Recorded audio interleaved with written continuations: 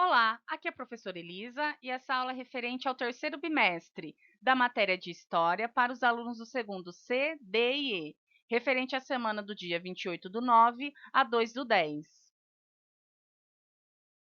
O conteúdo dessa semana é Processos de Independência e Formação Territorial na América Latina.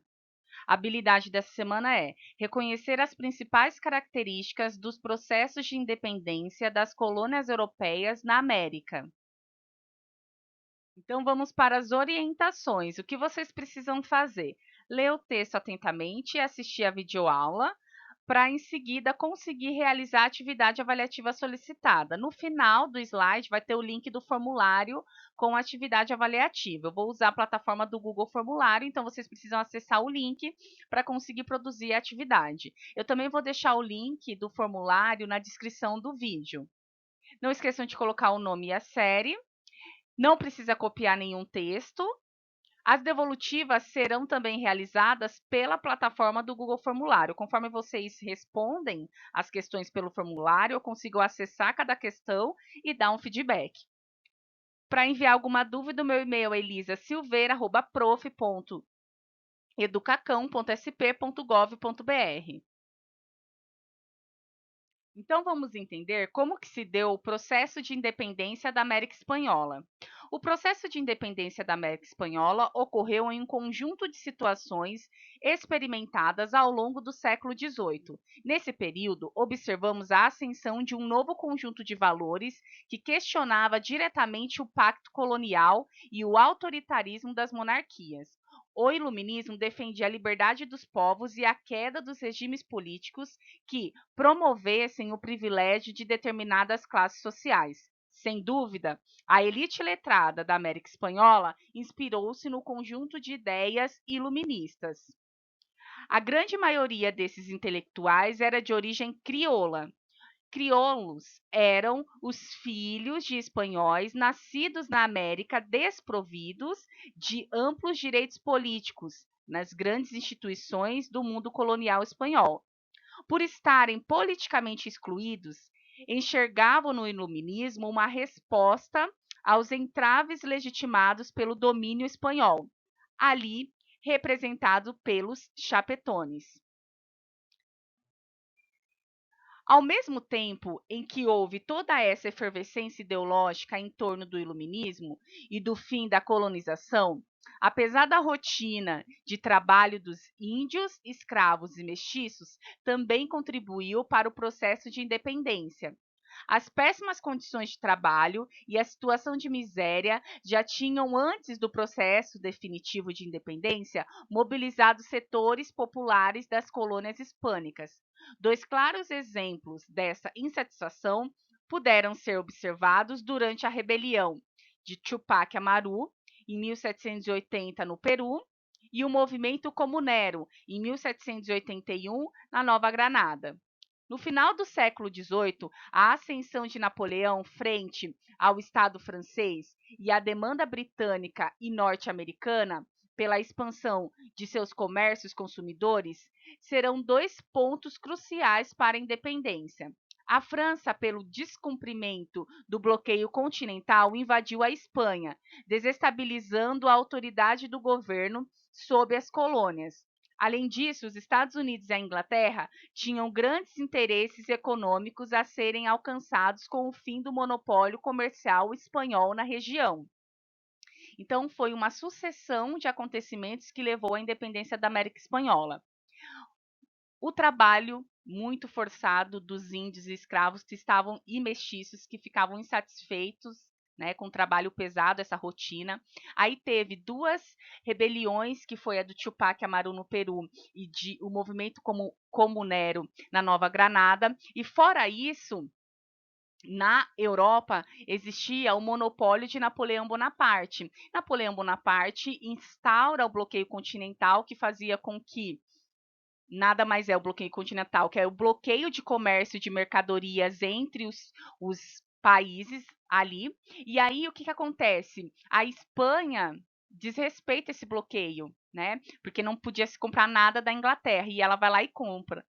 Aí, Napoleão Bonaparte, com os franceses, invade a Espanha, fazendo com que a Espanha fica mais estabilizada ainda, perdendo seu poderio cada vez mais sobre as suas colônias. Isso era muito bem visto pelos Estados Unidos e pela Inglaterra, que queriam o monopólio desse espaço e dessa região. Então vamos conhecer agora os líderes dessa independência, os líderes crioulos.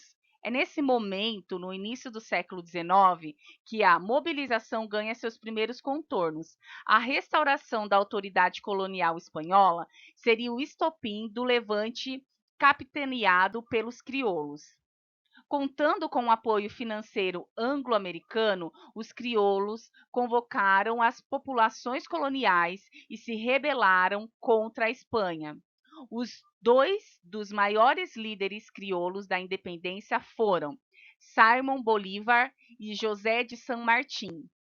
Organizando exércitos pela porções norte e sul da América, ambos sequenciaram a proclamação da independência de vários países latino-americanos. No ano de 1826, com toda a América Latina independente, as novas nações reuniram-se no Congresso do Panamá. Nele, Simón Bolívar defendia um amplo projeto de solidariedade e integração político-econômica entre as nações latino-americanas. No entanto, Estados Unidos e Inglaterra se opuseram a esse projeto, que ameaçava seus interesses econômicos no continente. Com isso, a América Latina acabou mantendo-se fragmentada. Esse aqui é o retrato de Simón Bolívar, que herdou do pai a carreira militar e depois se tornou político. Simón Bolívar tinha uma ideia mais socialista depois da independência da colônia espanhola, dos países, né? Só que, por intervenção dos Estados Unidos e da Inglaterra, não foi aceita essa integração solidária político-econômica aos países que foram declarada sua independência do Estado espanhol. Então, eles deixaram de ser colônia da Espanha, só que não houve uma integração solidária política-econômica, porque os Estados Unidos e a Inglaterra não tinham interesse nisso, porque eles tinham interesses econômicos diferenciados para aquela região e população. Então vamos entender as divisões de classe da América Espanhola. Na América Espanhola, a divisão de classe se dava por meio de uma pirâmide de poderes, sendo os chapetones espanhóis, que eram os nascidos e levados na América. Eles eram nascidos na Espanha e eles eram levados para a América. Eram os maiores detentores de poder, uma espécie de extensão do governo espanhol na América.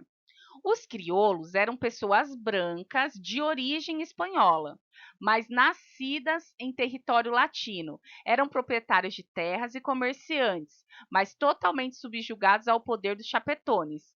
É essa classe que a família de Simón Bolívar pertencia. Então, Simón Bolívar era um crioulo. Os chapetones eram os espanhóis que nasceram lá na Espanha, no continente europeu, vieram para cá para colonizar a América Espanhola. Chegando aqui, eles eram os detentores de poder.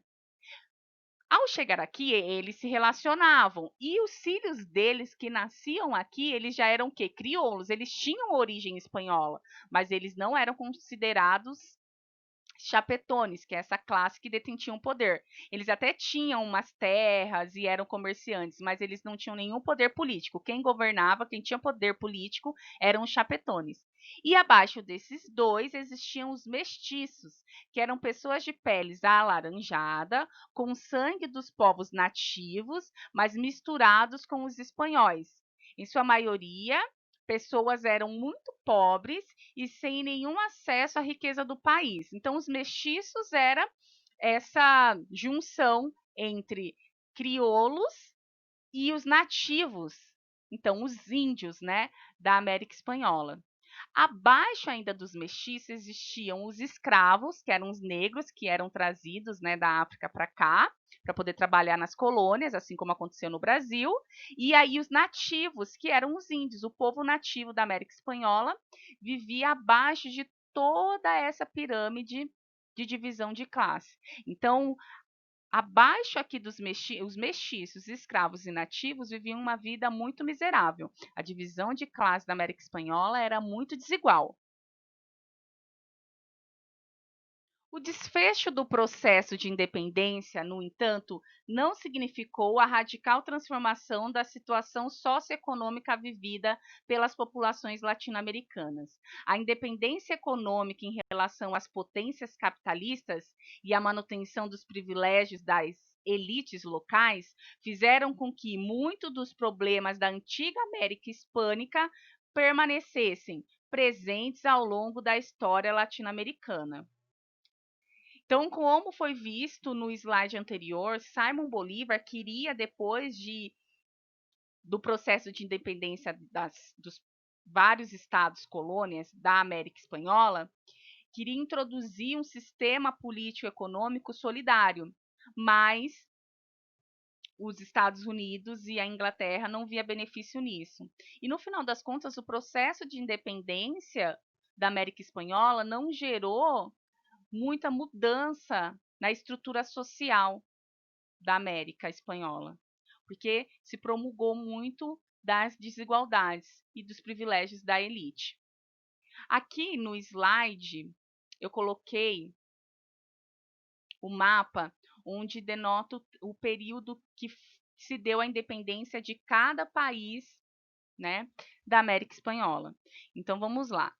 Começando de cima para baixo. O México foi em 1821, Guatemala em 1838, El Salvador em 1838, Honduras também em 1838, Nicarágua também em 1838, Costa Rica também em 1838. Aí vamos para o Panamá, foi em 1903, Equador em 1822. Subindo novamente, Cuba em 1898, República Dominicana em 1844, o Haiti foi o primeiro em 1804. Depois vem Venezuela em 1819, aqui em cima, Colômbia em 1819 também. Peru em 1824, Bolívia em 1825. Paraguai, 1811, Uruguai, 1828, Argentina, 1816 e Chile, 1818. Então, esses foram os anos que se sucederam à independência de cada país da América Espanhola. Esse texto foi retirado do Mundo Educação, do site, e foi escrito por Rainer de Souza. Quem quiser mais informações, é só entrar nesse link aqui. Chegamos na parte mais esperada, atividade avaliativa. O que vocês vão fazer? Depois de assistir toda essa videoaula e ler os textos, vocês vão acessar esse link aqui, que tem o formulário para fazer a atividade avaliativa. Essa atividade avaliativa é referente a essa videoaula. É só isso por essa semana, galerinha. Até a próxima!